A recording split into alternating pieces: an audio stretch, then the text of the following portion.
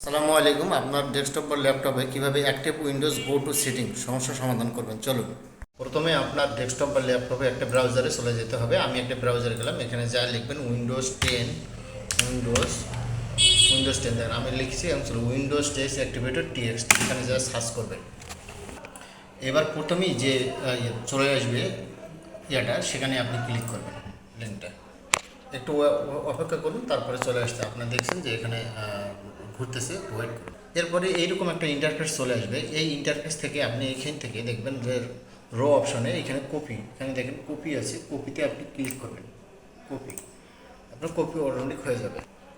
এবার আপনি চলে যাবেন কম্পিউটার স্ক্রিনে, এখানে আপনি সার্চ বারে লিখবেন নোটপ্যাড। আমি এখানে আছে নোটপ্যাডে আসবে, নোটপ্যাডে চলে আসবে।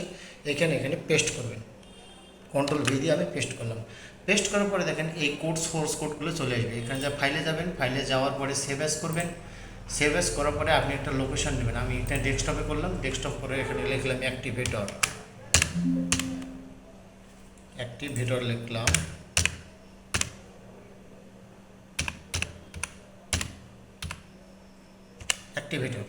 অ্যাক্টিভেটর লেখার পরে আপনার ডট দিতে হবে। যে কোনো সফটওয়্যারের ক্ষেত্রে ডট হবে, BET। এবার আমি এখানে সেভ করবো, যেখানে আমি ডেস্কটপে সেভ করলাম। দেখেন ডেস্কটপ আইকনটাকে আমি সিলেক্ট করে নিচ্ছি, ডেস্কটপে সেট করলাম। এখানে সেভ অ্যাস আছে, ক্লিক করতে হবে, সেভ অ্যাস। একটু ওয়েট করুন। ওকে, সেভ অ্যাস করার পরে আপনার অটোমেটিকলি এই অপশনটা চলে আসবে। দেখেন এখানে যে ডান ক্লিক করবেন মাউস থেকে ডান ক্লিক করার পরে এখানে রান অ্যাডমিনিস্ট্রেটর, এখানে রান করবেন। রান করার পরে এখানে ইয়েস করে দেবেন।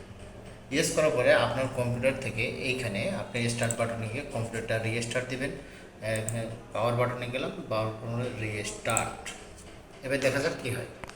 কম্পিউটারটি রিস্টার্ট হচ্ছে, ওয়েট করুন। বন্ধুরা, কম্পিউটারটি আমার চালু হয়ে গিয়েছে, কিন্তু এইখানে যে রাম সেটিং অপশন ছিল সেটা আর এখানে নাই। দেখেন এই জায়গাটা শো করে। এইভাবে রিমুভ করতে পারবেন।